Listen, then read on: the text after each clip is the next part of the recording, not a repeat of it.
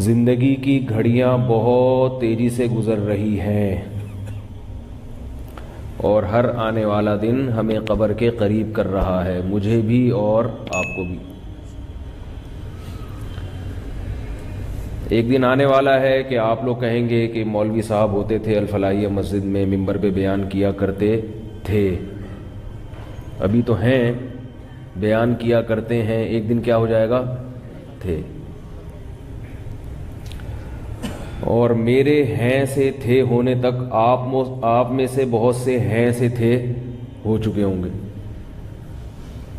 میرے مرنے تک پتہ نہیں کتنے آپ میں سے زندہ رہتے ہیں، کتنے مر چکے ہوتے ہیں۔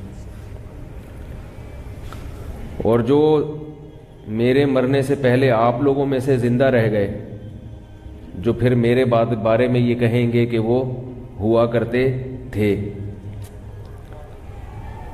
تو جو زندہ رہیں گے وہ بھی ہمیشہ نہیں رہیں گے، کچھ دنوں میں وہ بھی ہیں سے کیا بن جائیں گے؟ بولو بھائی، تھے۔ ابھی تو بول رہے ہیں، جب تھے ہوں گے تو پھر بولنے کا بھی موقع نہیں ہوگا۔ ابھی زندگی ہے، ہیں تھے بول دیں۔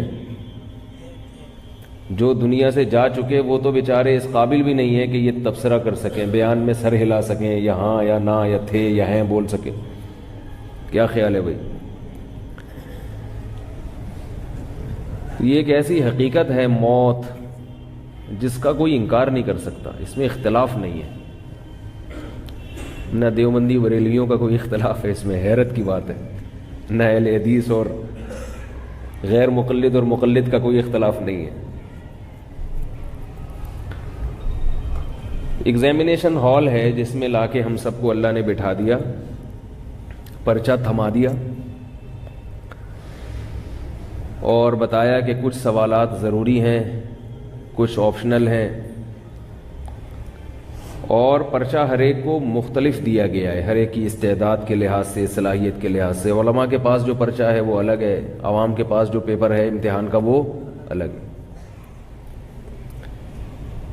اب جب ایگزامینیشن ہال میں آپ کو پرچہ تھما دیا جائے تو آپ اپنے حساب سے پرچہ لوگے یا دوسرے والا پرچہ اپنے پاس لا کے رکھو گے؟ ظاہر ہے ٹائم کم ہے، مقابلہ سخت ہے، تو اپنے سوالات کو فوکس کرو گے، دائیں بائیں جھانکنے کی کوشش نہیں کرو گے۔